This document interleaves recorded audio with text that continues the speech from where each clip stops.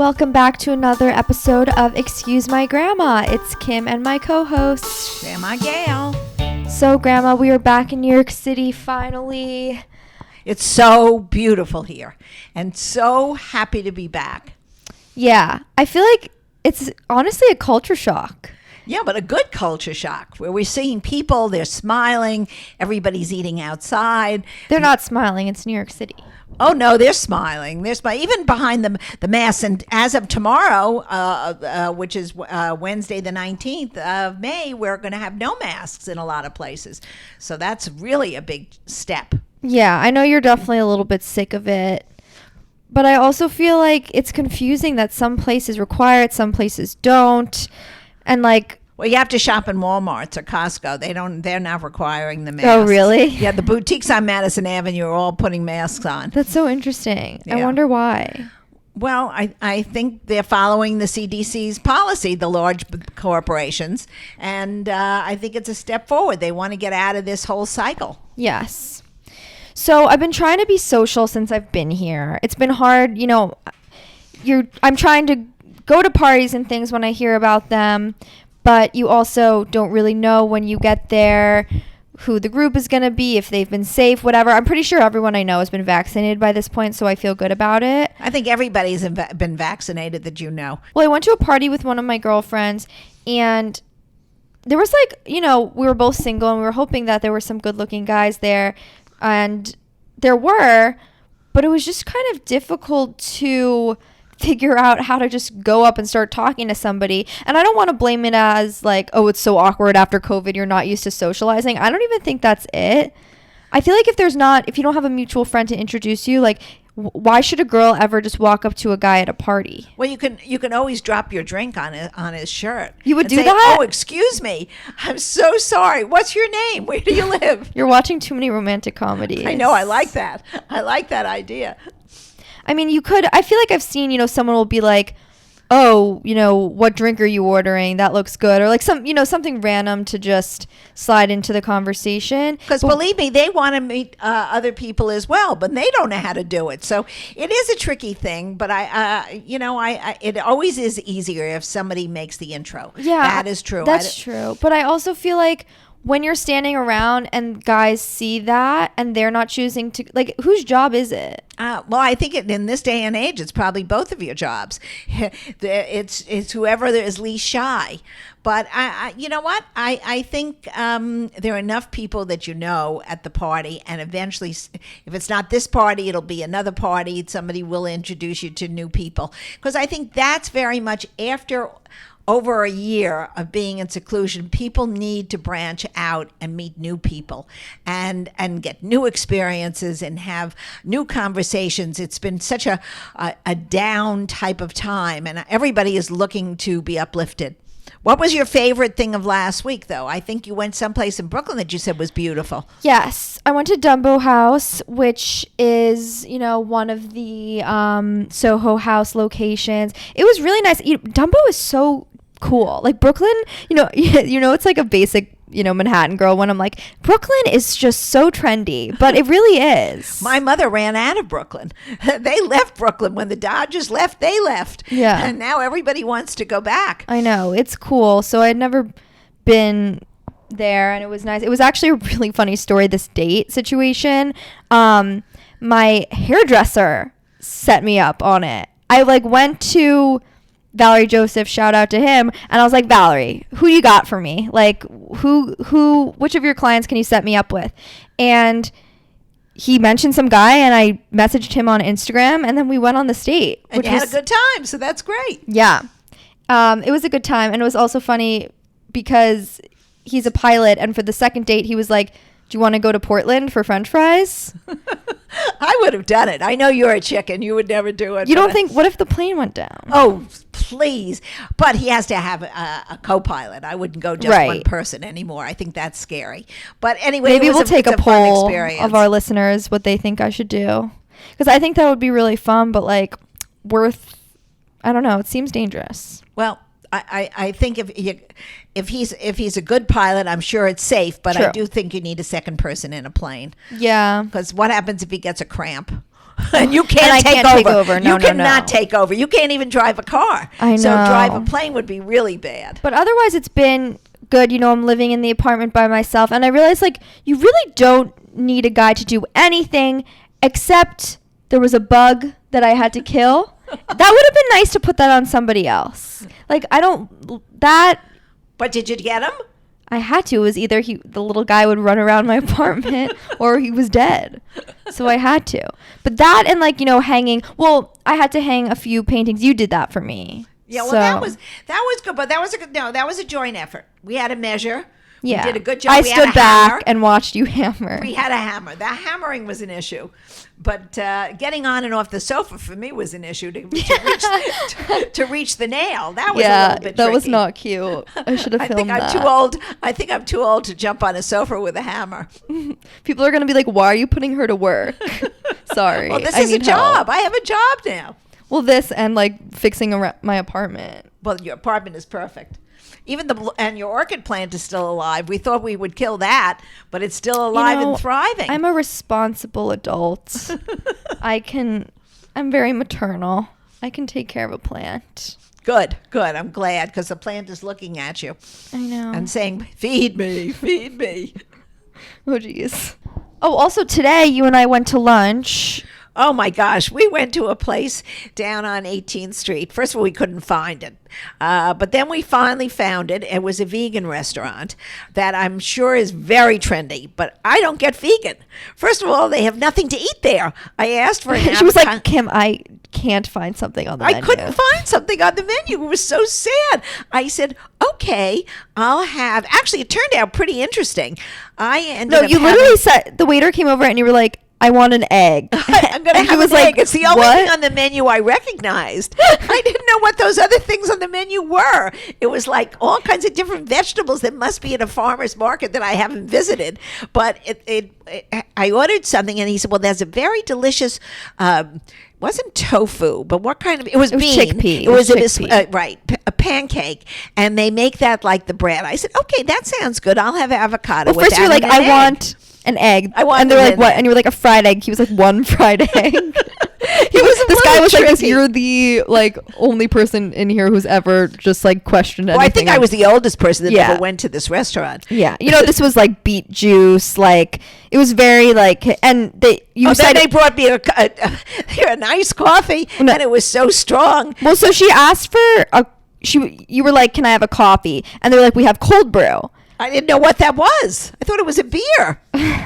No. Cold brew is basically like chilled. It's never been heated. It was like made as cold coffee and it has a higher coffee to water ratio than regular drip coffee. And it was very strong and bitter. So I knew not to ask for sugar because I know they don't have any sweetener or anything, but they did have natural sugar. So I then had to pour in 4 sugars because it was so strong.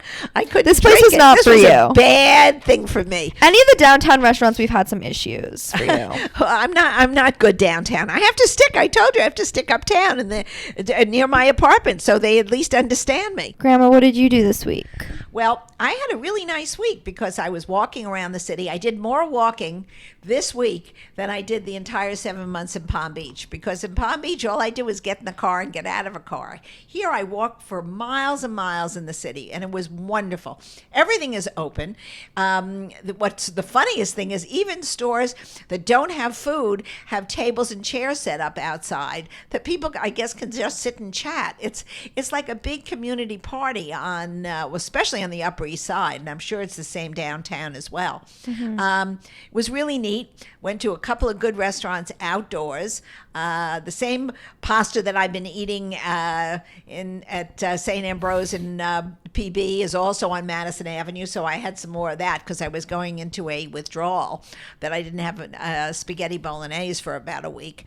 You did at Serafina with me. Oh, that's right, I did. But this was better, actually. The one at St. Ambrose was better. Yeah. But they were both good, come to think of it. Mm-hmm. And it's funny because like when I come to the Upper East Side where you are, I see all the Palm Beach people. Well, they're all living It's so there. fun. Everyone goes to the same few places. Well, what are we going to do? That's what's there. So, I mean, we try to encourage eating in our neighborhoods, especially. Yeah, but it's after- like not just the neighborhood. It's like a specific 5 places that everyone that's recycles. True. That's true. But it's been fun. It's really been neat. And and we also went to the Whitney, and we saw the Frick collection, which is temporarily at the Whitney on Madison, which was interesting. What was your favorite picture there? Oh, I like the Monet and Manet. Right. Not Manet. Yes, Manet was the old. I know, but that's not what I meant. No, you like the Renoir. Yeah, I like you the love the Renoir. Renoir with the girl in the park with the 2 children. Yeah, that was beautiful. I like the Rembrandt. I thought that's like the most fabulous picture that was probably ever done. That was the self-portrait? Yes. Yeah. Oh, it was great. And really for a museum that's so poorly lit, and that's always been a problem at that museum, they did a beautiful job on this show. So that was sort of fun. Yeah. Oh, speaking of shows, I went to Updating show, which was, if you guys remember, Harrison Foreman and Brandon Berman, who came on one of our episodes, how they have the show Updating. They're doing things in person again because they were so cute. Yeah. So what was it? So basically, like, it was at this bar on the Lower East Side, and I went with one of my girlfriends, and we got there at 7 p.m. I didn't realize the show started at 8:30. You were a little early. Yeah. You were a little early. Yeah. So we sat a bit, early. It was weird that the bar didn't have a liquor license. Oh. So they were serving soju. Do you know soju? No, what is that? It's a Korean, like, colorless distilled alcohol. It's almost like sake. Right. Well, that was fun. What did you do? I didn't get it. Oh. Because I was like, I don't really know if I want anything. But it was interesting because all the cocktails were made with soju. Oh, that's a little spin on a cocktail. Yeah, I don't know. So anyway, I have to show you videos actually because we were watching on stage. They had a girl and a guy blindfolded. The guy like took his shirt off at one point. Why? Because he was like muscly. Oh. And they wanted to see. Then when the girl took her blindfold off, her makeup was running down her face, and no one was saying anything. And I almost was like so close to just being like shouting out like, "Fix your makeup." I didn't want to embarrass her, but it was so embarrassing and horrible how the makeup was down her face. Well, that goes to show you that's another effect of a mask and a blindfold. We have to have a complete change in makeup. I've noticed that since I'm back. Your mask literally has a full face of makeup inside. I know. So did it work? Did anybody like each other? Yeah. So the original 2 end up picking each other, and then they were making out at the bar after. Oh, they had too much of that Korean drink. Of the soju. Forget it. I mean, when I walk into a bar, they also say soju. Well, that's a different Jew. Dad jokes. So let's get into our topic for this week. Meeting the friends of someone you're seeing. Okay, that's an interesting topic. I feel like a lot of my friends are going through this right now because, especially ones who maybe they've gone on 10 plus dates and they're like, okay, it's time, like, if we want to turn this into a relationship, to meet each other's friends and like have that progression. Do you have a idea of like when that should happen? I don't know, Kim. You know what? Double dating is a strange thing now. Well, it doesn't just have to be a double date. It can also be you're bringing somebody to a party where your friends are. You are, doing it. There's like a small group of you hanging out, and you're bringing the guy or girl along. Well, it doesn't that's fine. I think that's like peer approval. Yes. And that's good. I think first you have to, and that could be fun anyway, because you want to, if you like the guy you're with or the girl you're with, and they have some nice friends, it's always fun to get together. So you can watch a go and movie. do that and hang out with their friends and like still be like, yeah, I don't know if I want this person to be my boyfriend or girlfriend, but I'll go and hang out with everybody. Or does it mean that you are gonna date? I don't know if boyfriend and girlfriend at that point, it hasn't come up yet. You're still just dating and you're meeting friends. I think when you go to the next stage after the casual dates and the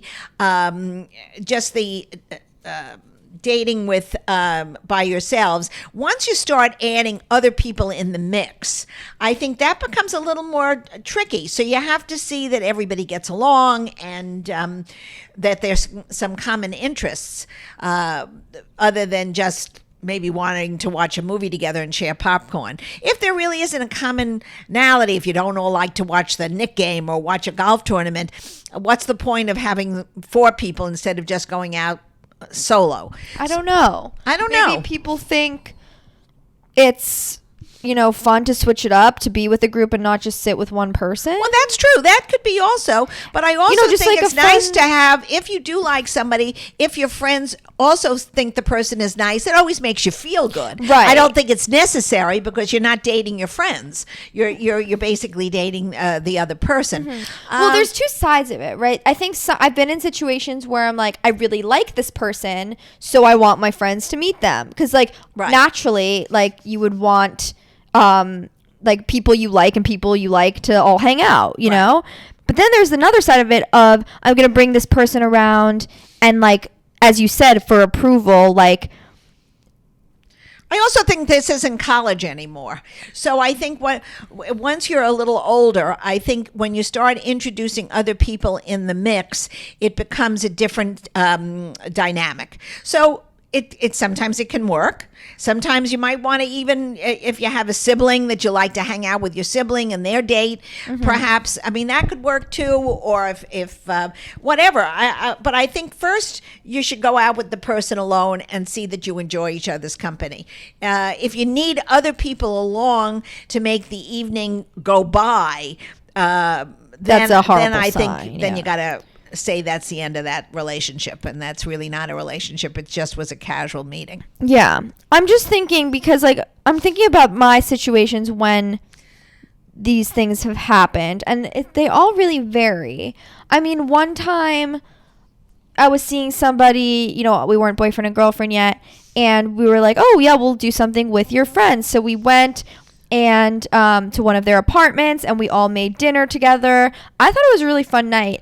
And, well, that is fun, and it's a little different. That is good, yeah. But I don't think this it has was to a be while a steady ago. But diet. I'm saying though, halfway through, he was kind of I'm not saying this is a test, but this is a test. Well, then you know what? If he needs approval by his friends, then he's too insecure for you. That could be. I don't know if I took it as an insecure thing or as if your friends don't like the person, that's a bad sign, and maybe they wouldn't go to the next step. No, first of all, Kimmy, I have to tell you the truth.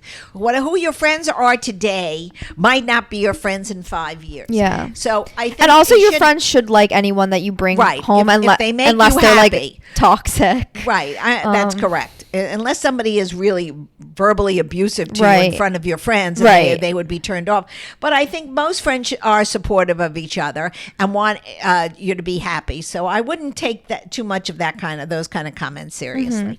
I know that in my last few situationships, I have wanted them to meet my friends, and I'm trying to break down why exactly. The last 3, I don't know, maybe you feel it makes them real in a way when you're okay, or it's just at a certain point it's you hang out a lot one-on-one. Now you're introducing them to another aspect of your life. These are the people that I hang out with. Yeah, well, I think that's great.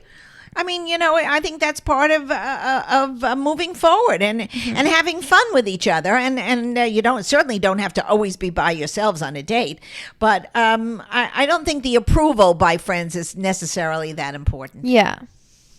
So then when do we think though? Date 5, date 10, date I don't think you can make rules on that. I think it could be 2 dates and somebody could say, oh, I've got a friend who's is going out with a girlfriend. Would you love to go out and double date? And in that case, why not? But have you ever, as a couple, invite a single friend along for dinner? Well, we always do because we have a lot of single friends now, unfortunately. Widows. So no, and divorced couples. I mean, it tends to be as you get older, that happens and nobody cares. Mm-hmm. When I was dating in the Stone Ages, I think I did not double date until very far into a dating relationship, unless it was in, we're going back to college, because don't forget, I didn't date that much after college. I got married. But in college, I did have a series of different guy friends. Yeah, we went out with other people that we knew that were couples, but we didn't bring single ones along. That just Because didn't what would work. be the point in bringing your single friend to your date Well, night? just not to leave them alone at night, I guess, to be nice. A lot of times guys will say, "Oh, Sam is by himself. Can he come along?" But like they can stay home and order in by themselves. Yeah, but in those days there was no ordering in, so you had to go someplace. So they could cook. Not everyone in the world went out for dinner. All right, well, maybe Sam wanted to go along. Whatever. It doesn't Sam's usually just a fun guy. Doesn't usually Wanted a fun work. night. It doesn't usually work. So I think the double dating has to be further along the line of your relationship. And that's another thing too, right? Like, are there such thing as couple friends? Because a lot of the time I feel it's like, one of the, let's say I have a boyfriend. It's like my boyfriend's friend and his girlfriend, or one of my girlfriends and her boyfriend. It's not really like another couple friend, like that you two met as a couple. No, well, that would be very difficult to meet them as a couple. No, for two people to meet two other people, that would be very, very difficult. Wait, I feel like there are couple friends. Like you're doing, yes. Yeah, but usually one of the partners, and the other one is their date that they've picked someplace. Right. You usually don't have them coming unless everybody is in the same small little community where you all know each other. That's a different thing. Right. Or like it's you two met like two friends at a bar. Yeah. And then you all wanted coincidentally to you ended up with the same thing. But that's a I guess rarity it's today. usually just like one person. I think that happens maybe when you're in a high school or college situation, or I don't think in real life it's pretty hard. Yeah.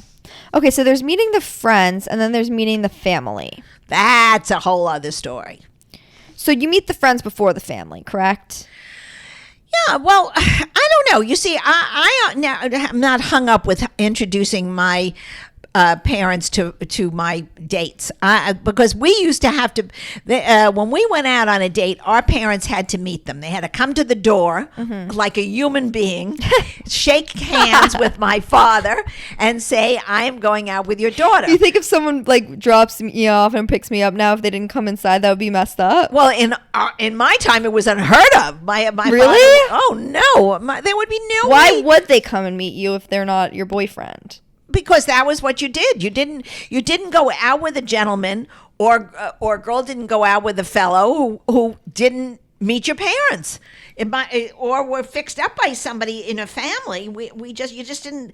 There was no such thing in those days of going to bars and picking up people. Right. I mean, it had to be for a formal introduction, and certainly if you're going out with somebody a just few crazy times, like because- even after college, if you were going with somebody in college and you came home on a vacation, the first thing that you would do was say, "You know what? I want you to come over and meet my parents." You weren't looking to get married. You weren't looking to For that. some It was reason just now appropriate. it's very, very serious. Yeah, I know that. I'm not so sure that's so good, because sometimes your parents see something in someone and would say, "Listen, I don't think this guy is for you, or this girl is for But you." you think that early on your parents should be that involved? Like Not involved. Date 2, if someone was picking me up, I'd be No, like, I just think it's courteous. I Yeah. don't think it's involvement. I think it's just a matter of courtesy. But I think there's some judgment or stigma around it, because like if I had said to one of my girlfriends, "Oh yeah," and then he came in and he met my parents and it was our second date, they would be like, "Oh my God, like what did they say? How'd Well, they I think interact?" that's being overly sensitive and overreacting. I think it's a very normal thing for somebody to come into a house, especially if you're in a house and you're living with your parents for some most reason. people now, well, I guess COVID just put everything on its head, and a lot of people are living with their parents. You wouldn't normally do it if you're both living in apartments. If we're both living, in New York City in apartment it's like why there wouldn't really be a situation, I guess, where the Correct. parents were around. That's correct. But if you're in someone's home and they clearly are coming to your house, it's very, what do you tell your parents when you're 20 some odd years old, sit in your room? I mean, this is not kindergarten. So I think, like you say, it depends. If you're in an apartment situation, everybody has their own place. Of course, you're not going to go have them meet your parents. Mm-hmm. But if you're living in a house and somebody's coming to pick you up, or you're going to even to the gentleman's house, you say, and he says, I'd love you to meet my sister, my brother, my mother. I would have no problem, I don't think, meeting somebody's family in that situation. I think I would think it's a little odd that a guy would be like, let's say, like, of course not if you are seeing someone for a long time, but like if it's like one of the first few dates and a guy is like, hey, my mom's making lunch and said if you want to say hi, I would think it was weird. I don't think it's weird. I think you're being overly sensitive. I don't think so. I think this is for some reason the way things are now. Then the mother knows that I like exist. And then like we have to, and then she's going to say I think it's really like, because we know she's going to say to him for the next few months, where's Kim? Have you called Kim? Da, da, da. You know what I mean? Now your family's involved. All right. Okay. I see the point. But however, if somebody does pick you up and your mother is standing, hanging out the window, say, please, this is my mother. Please say hello. Of course. I think that is the polite thing to do. And like, let's say you do meet the family, you're at that stage, right? Okay. Is there anything specific that you would recommend or give tips to people on like how they act? What should they bring to their home? What topics or conversations are on or off limits? Well, I think this is also a different stage. You could be dating. Yeah, now we're talking further along. We're talking much further along. Now we're almost, You're invited over for dinner. Moving in. No. We're almost moving in together. No, that's not that far along. No.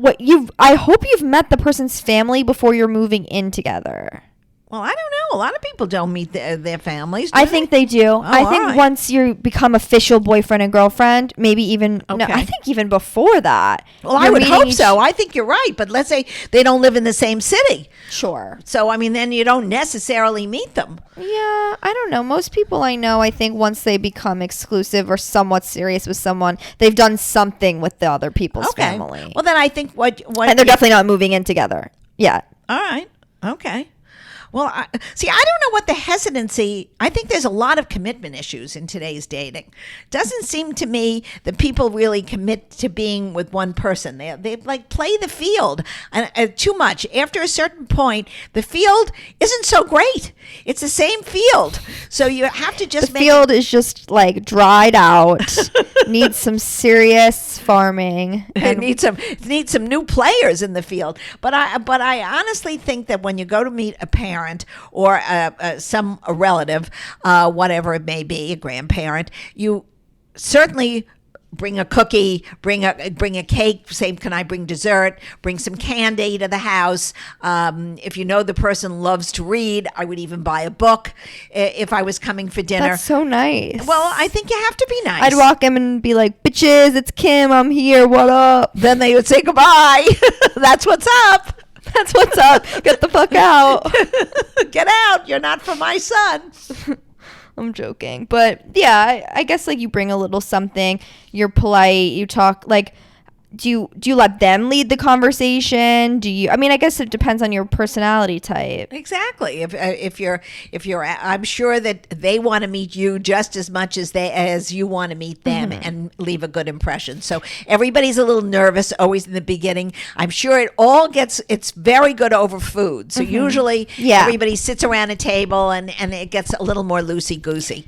So I wouldn't worry too much about it. So meeting the family, does it have to mean anything? Well, yeah, I think it does mean something. It means that it's just more than a casual date. It's more than a casual date, but it shouldn't be overwhelmingly important, because it's also, if you like somebody, you want to see who their parents are, because usually the apple doesn't fall far from the tree. If their parents have a good relationship, you'll probably have a good relationship. If the parents don't have a good relationship, it doesn't bode well usually for a couple, because people mimic what they see at home. Now, in some cases, they do the exact opposite. Yeah. So, it can work both ways. But generally, it's a nice thing to see who the parents are and make sure they're nice and that the siblings are all nice. Everybody's happy with each other.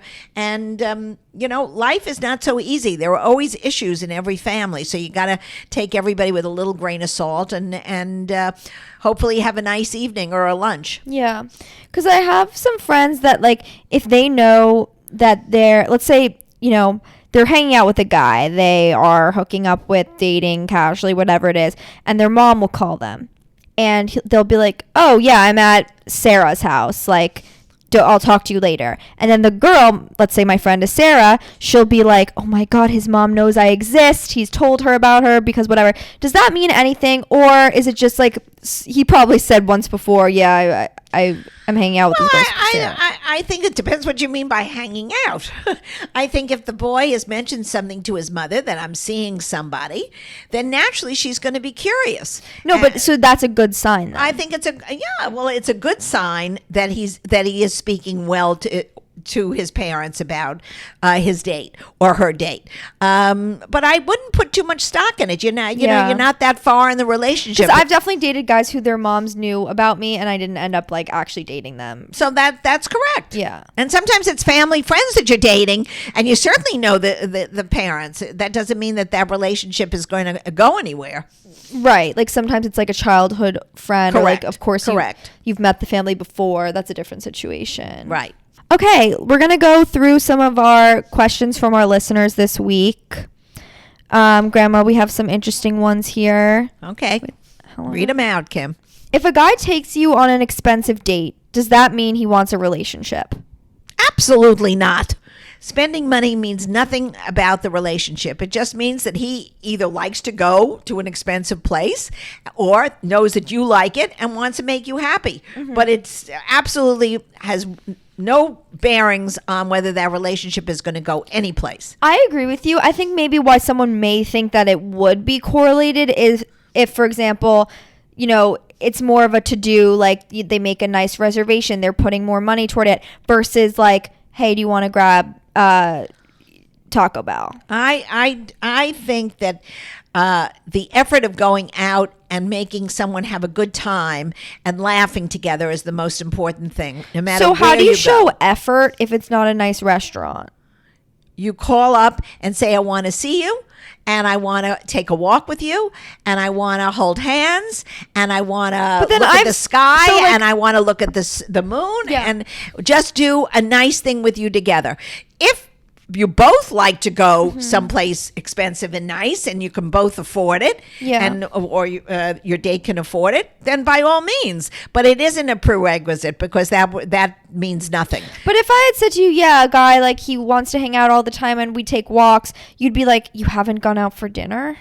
Well, you know what? It depends. Well, I do think that's strange after a thing, even if it's to catch up. But I guess, right, it doesn't have to be an expensive dinner. It could be eating Mexican food on the street. Right. But at least you're spending time with them. I mean, not everybody can do the same things. Yeah. But you have to also, I think when you're thinking about that, you have to think about what do you really like doing. And if your date doesn't really enjoy basically, doesn't have to be everything, but the same type of interests, then what's the sense in carrying it on? It doesn't make any sense to me because you're never going to be happy. Okay, next one. Is the saying true, if he likes you, you'll know, and if he doesn't, you'll be confused? I don't get that. What do you mean by that? Okay, so if a guy likes you, you'll know. Right, well, that's if he doesn't like you, you'll be confused. Meaning, like, if you're like, I don't know, does he like me, does he not? That probably means he does not like you. Well, then he's probably not that into you, and he's sending out no signals to you. So, like, if you're not sure if someone, if you're not sure if you're confused if someone likes you, does that mean they definitely don't like you? No, that means maybe he just hasn't put it out there, or he's not sure. Okay, so then that saying's not true, in your opinion. I guess I never thought of that saying, but I guess a lot of people have been saying it like on Instagram and stuff recently. Well, since I don't do Instagram, I have no idea. Like on social, I don't know. That's something that's just been going around, like that people say, if he likes you, you'll know. If he doesn't, you'll be confused. I also disagree with that, but maybe I'm in denial. I think like it's not that black and white. You might be confused because of a million other factors. Yeah, you might be confused because he got the wrong address someplace, or he went but that's making excuses. I think if it's like, he only reaches out sometimes. When you are together, it's great, but he calls you. Well, he's not that into you. So then you do agree with the saying. I guess I do. If somebody doesn't constantly make an effort, then the person isn't that into you. And there was a movie with that. He's just a book that was written about that. He's just not that into you. You have to get the message. Not everybody feels the same way about each other, and you get the message that he's not worth it. He's not putting in the effort. I just don't think everyone's like shows interest in the same way. Like, well, but you have to have some interest. What are you supposed to have? Telepathic? Yeah. Through rays in the sky that somebody is going to like you? Either they have to say, "I really enjoy being with you. Let's be together a couple of days a week, or at least once a week." But what if someone's like, "Yeah, I really like you," and then their actions are different? Then you're confused. Well, then I'm not sure he's worth bothering with. Yeah. Okay. Another saying that people were asking about, like, if someone says I'm not looking for a relationship, does that mean I'm not looking for a relationship with you? Or does sometimes genuinely someone's not looking for a relationship? Well, I think that could be both things. I think it's sometimes people are genuinely not they're just looking to have a nice evening with a nice person. They're not looking for a relationship. But then why would you go? I feel like we've talked about this before. I just still don't get it. Why go on multiple dates with someone if you don't want a relationship? Because you could you just have a friendship? Is that a possibility? But that's not a friendship if you're dating someone, paying for them, dating having sex is with them. Yeah, whatever. but sometimes both people don't really want to be in a relationship. Right. So it's both you have to be on the it's same a mutual page. thing. I think this has to be a mutual thing. If both of you enjoy spending time together, there is nothing wrong with that. Mm-hmm. With no ulterior motive in the future. But if one person is looking for a relationship and the other person clearly is not, then I think it's only fair after a period of time to say, I'm not ready for this relationship. Let's visit this again, maybe in a couple of months or down the road. Yeah. Okay, another thing, engagements and engagement announcements. When someone will kind of plan around it, like they hire a photographer, they'll get their hair and makeup done before, like they know it's coming, and then afterwards, like they'll have something with their family and their friends after. Nice or too much?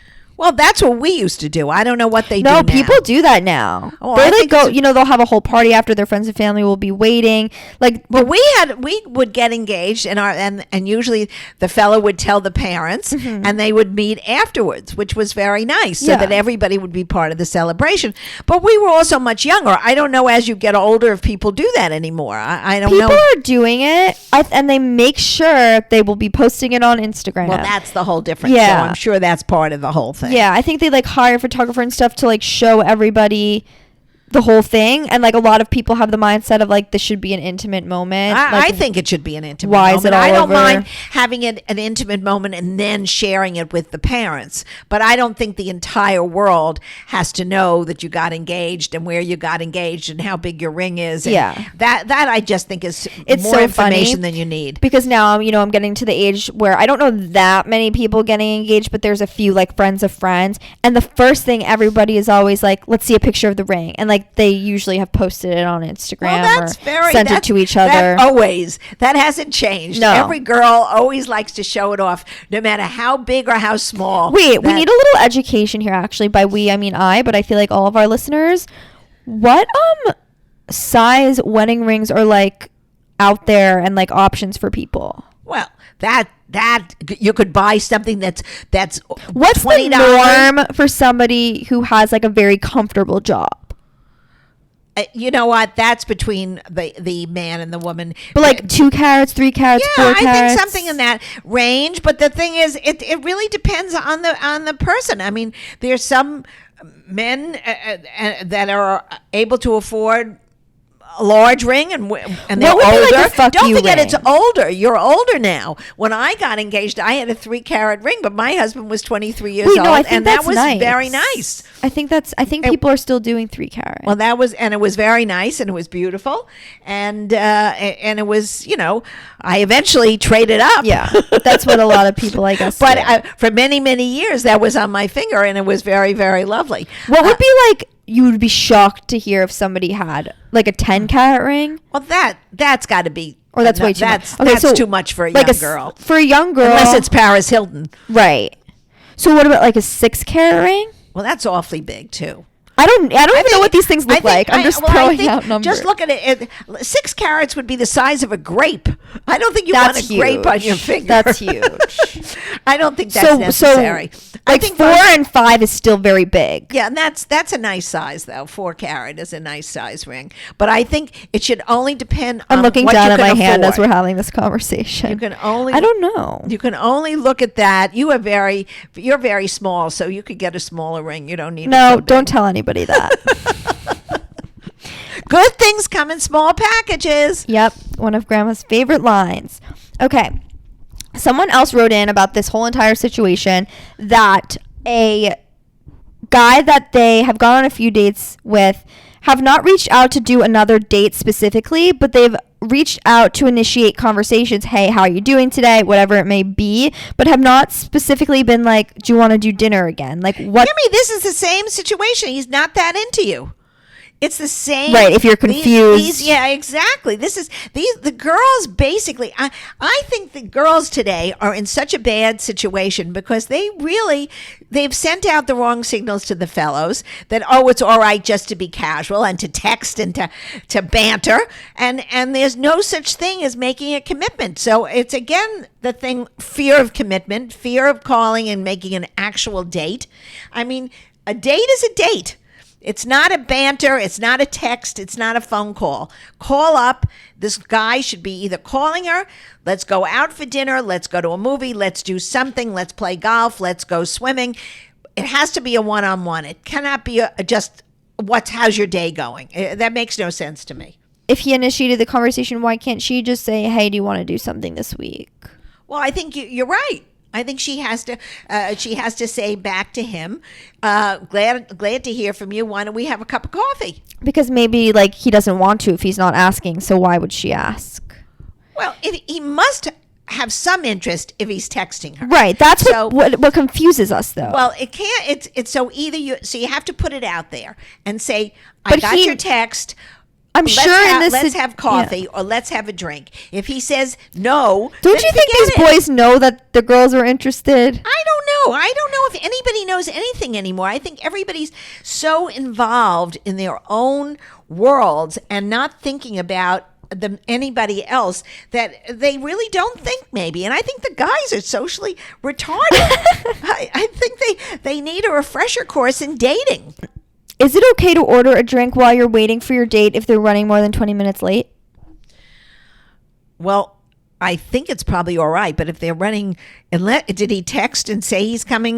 This is the question I received. I don't know the situation. Oh, well, if he didn't text that he's running late, I would almost get up and leave. Yeah, well, I mean, what's the cutoff? What's the cutoff where you say the guy isn't coming at all? Well, I don't think that happens now with texting. Right. Like maybe back in your day when it was like you agree to meet somewhere, you show up and then they don't show up, you might be getting stood up. Right. I think no one would go. Like I always before a date will be like, hey, like I'm about to leave in 5 minutes or like I'm on my way to make sure that they're like also going. Well, not only that, you've got New York traffic. Yeah. So, I mean, that's a whole big difference. You could say you're leaving and 20 minutes later you could be going 5 blocks. So, the plus thing about texting is you can give somebody an update. And I do think if somebody says they're running late, there is nothing wrong with either ordering a Pellegrino or ordering a glass of white wine and nursing it. I'm a big believer in not drinking too much on a first date. So yeah. I would almost order some form of club soda. Right. So not if they're like 5 minutes late, obviously, but more than 20. Yeah, and if somebody says they're running late, but I'll be there, so order a white wine spritzer and nurse it. Yeah. Also, I always never know what drink to order. Like, do you try one of the fancy cocktails? Do you get a glass of wine? Do you get a cocktail you like a martini? I would be very careful if it's a first date because you don't want to be drunk on a first date. And a martini, if you drink it, it can go right to your head, and then you don't know what you're saying. You're Not like a crazy one person. martini. Absolutely. One martini, you could be drooling on the floor. I think No. the safest drink. People like judge you if you don't get anything. That's too bad. If they're judging you, then you don't want those people. If somebody's going to judge you on the amount of alcohol you drink, then you don't need to go out with that person. But I would always stick with a glass of Sancerre, or a glass of white wine, or a rosé in the summer, and nurse it. Put some ice in it. There's no reason to be at all intoxicated or have 2 or 3 drinks on a first I agree. date. Actually, when I was playing a golf with a group of people the other day, and everybody was talking about dating, and this guy was like, I went on a date the other night and I spent $300. It wasn't food. They were just getting drinks. They had 6 drinks each. Well, maybe that's their lifestyle, and he evidently likes to do it. That would be And then the nightmarish same for me. guy said that he would make the girl split the bill after the second or third date. I was like, this is why you're single. And he shouldn't have 6 drinks apiece. Yeah, and like after 2-3 drinks, if you still want to hang out with the person, like just see them again another time, or like go for a walk. Like I don't know, that just rattles me that like people are like getting fucked up on a date. Why are you doing that? Because they try. Well, I think some people need a high from alcohol. Because they can't have a conversation? Well, they can't. No, they have social anxiety, and they need drink to make them have some kind of conversation. And usually when you drink more than 1 or 2 drinks, you don't know what you're saying anyway, so it doesn't really matter. That's true. Okay, and moving on to our 50s movie of the week this week. It is Roman Holiday. With Audrey Hepburn and Gregory Peck, who were absolutely the most wonderful actors of the time. Set against Rome's beautiful scenery. 1953. Right. These star-crossed lovers it was just a beautiful fantasy, and is a must-see for people who love beautiful films. Yeah, and who love to like feel the romance and maybe shed a tear or two. Okay, that's a wrap for another week of Excuse My Grandma. You know, you can follow us on Instagram at Excuse My Grandma. Please give us 5 stars on any podcast platform that you're listening to. Leave us a review. And remember, it's free. Have a good week.